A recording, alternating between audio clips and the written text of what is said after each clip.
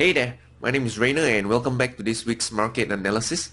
So this week what I'll look to do is actually cover the psychological aspect of trading. So how I go about doing it is actually walk you through three trading setups I took this week. Alright, so namely is the dollar yen, gold and pound Aussie. So I'll walk you through these setups on why I take it as well as the psychological aspect of trading that I face during these trades. So hopefully I can share it with you guys, and you guys can actually learn more about the psychological aspect and what it takes, to handle these psychological emotions during trading. This is the weekly chart of dollar yen. So as you can see, price still forming higher highs and higher lows. So in fact, you notice the weekly chart, it tends to do this pattern, right? A strong impulse move, followed by a consolidation, another impulse move, then a consolidation. We have another impulse move, a slight pullback, then we have another impulse move higher, and right now price seems to be doing another consolidation. So my bias is still to the upside because of this repetitive pattern on dollar yen weekly chart. So as you know, I was actually bullish on dollar yen for quite a while now, and in fact last couple of weeks I actually got long on the 4-hour chart. So looking back on the 4-hour chart, oops, what did I do? Sorry about it. Looking back on the 4-hour chart here. So looking back on the 4-hour chart, you can see that there's a resistance over here, and I think a couple of weeks back we have this strong bullish candle, this candle breaking through resistance. So that's where I was getting ready to get long. So I placed my buy stops above this swing high over here, and you can see that eventually I got triggered when price traded higher. So when price traded higher, you can see that I was already in the money when price broke above the swing high. So I think I was up about 1.5R. And the next thing you know, price came back all the way down, stopping me out for a loss of 1R. So I think for most traders, this is very hard to accept psychologically, watching your profits grow bit by bit and only to see a massive move down, stopping you out for a loss. So most traders will feel agony, they'll start to think, what did I go wrong? There was money on the table, why did I take? Why was I so foolish? But I would say those are actually harmful thoughts, because as long as you have a sound trading plan, and if price even does stop you out for a loss, even being in the money for a while, it was still a good trade. Because for me, let me walk you on how I would actually manage this trade. The reason why I long at this breakout, because I expected higher prices, so I long at the breakout, price took me in the traded higher, and my stops were still left at its original location. I think it was not below this swing low, it was about 2 ATR, so I think it was somewhere around here. So I did not adjust my stops accordingly because price has not formed a higher low. So if there's no higher low, there's no reason for me to actually trail my stops, because price has not pull back and rally higher. So what happened was the pullback got a little steeper than I anticipated and stopped me out. So that is something that I'm perfectly comfortable with and will gladly do this over and over again. So there's no reason for me to actually feel sorry for myself, or feel a bit silly, because it was all along part of my trading plan. So I'm perfectly okay with this trade, right? Just another losing trade, another cost of running this business of trading. So yep, that's for me, and I'm perfectly comfortable with it. And because of the fact that I'm willing to let my trade run as much as possible, willing to give it the ample breathing room it needs, what usually happens is that you tend to catch big trends, right? Big trends, right? And big trends is only possible if you let your profits run. So this is only possible. Big trends is only possible if you let your profits run. If you are too tight, in micromanaging your trade, like for example, price is slightly in the money and you quickly set your stops to break even, what would most probably usually happen is you get stopped out at break even, because you're not giving your trade the ample room to breathe. So that is a trade-off, right? So sometimes you could be right, price does stop you at break even, and it was good for you because price eventually went further against you. And there are times whereby price stopped you at break even only to watch your trade go further in your direction. So this is something that I would say it's very individual as a trader, where do you find that balance? So for me, that balance is, just letting my original stop be at its original location till I see a new swing level that I can identify and just trail it accordingly.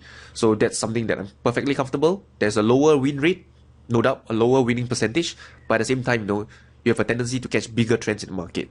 So yep, this is the dollar yen. And moving on next, let's talk about gold. So as you know, I was also bearish on gold last week. I think I mentioned about shorting gold. So we can see the weekly chart price is still forming the lower lows, right? Lower lows here, here, here, here, and here, right? So you can see clearly the lows are, subsequently getting lower and lower each time, and it's being supported by this support level over here. I think it's around 1160, 1155 or 1150, around this level. So technically on the chart it looks something like this, right? So like this,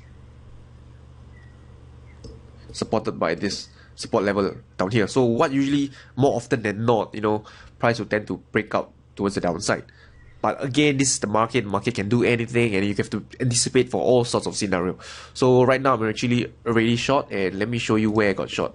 I did mention here last week that when price did a pullback, I'll look to get short. So we had the pullback, I think it was last week or last couple of weeks, right? This pullback down here. Then I have my sell stop order down here. So price took me into the trade by, trading lower. Then you watch, the pain that I had to endure, or the so-called psychological discomfort as price retraced higher. So again, it had not reached my stop loss target yet. My stop loss is there in place. I'm not going to touch it anymore, because the last thing you want is actually to manually exit the trade earlier, because for the fear of having the price touch your stop loss, only to watch it go further in your favor later on. So that's not something I want that to happen to me. So I'd rather leave my stop loss down there as originally planned and let the market do its thing. Sorry about that. So as you can see, I endured this move against me, and shortly afterwards price then traded lower. So right now, price is, as you can see, price traded lower. Then you see another move against me once more. Most traders, that's trading. You have to endure such move against you, and right now price traded lower once more. So this is trading. This is the reality of trading. And right now my stops, I can say that it is still at its original location. I think somewhere around here. So I may possibly look to trail it in the coming week should price break this swing low over here. So this is gold, the gold trade that I'm currently in right now, and we'll watch what happens next in the coming week. And last but not least, let's look at the pound Aussie dollar, right? This trade was a trade that I think I call out in my blog or my site, where I said I was looking to long it. So because the reason I went long was, you notice there was this resistance down here, this weekly resistance. Price broke out of it. And what happened was that I went on to the 4-hour chart and looked for a trading opportunity, a trading setup.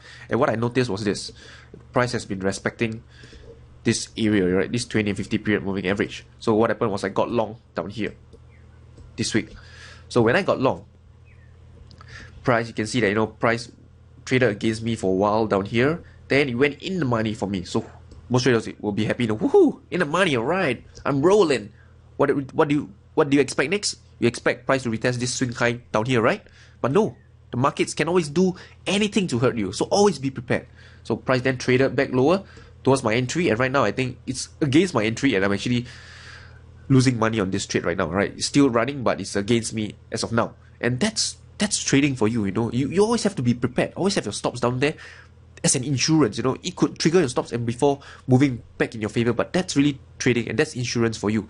You cannot simply, get too excited when price moves in your favor, because the market can simply do anything, and I mean anything at all, So this trade is just a perfect example. Most traders thought that price would just go back and retest this swing high and break out higher. And I don't deny, I myself thought that would probably happen. But no, look what happened. Price went higher and retraced all the way back, So I do not know what will happen next week. Price could, perhaps trade lower, stop me out for the trade, or perhaps it could actually, trade higher in the coming week, alright? So it could actually trade lower, stopping me out for the trade, or from here, go back higher and break the new highs. So I really do not know. The only thing I know is to manage my downside and manage my risk, because that's trading. Right? In trading, we can only determine what is the size we want to put on, how much risk we want to put on, and we let the market do its thing. That's all we can do. Manage our risk and let the market do its thing. So again, this applies to all aspects of trading, not just trend following. This could be swing trading, day trading, scalping, whatsoever, right? So this is the reality of trading, and I hope you guys take something from it. So if you ask me, do I feel emotionally attached to these trades? I can say no, not really, because I put on a very small percentage each trade. I put on only 1% each trade. So each trade to me is 1%, 1%, 1%. I'm actually trading price, alright? Sometimes I don't even feel I'm trading the products, but just trading price. So the 1% to me is pretty insignificant, and to me, whether I win or lose, I can still consistently execute my future trades without feeling too detached from the previous trades. So that's all I have for you guys this week. I hope you guys find it useful. And if you do enjoy my videos, feel free to hit the subscribe button below. And that's all I have. So I wish you guys good luck and good trading. I'll talk to you soon.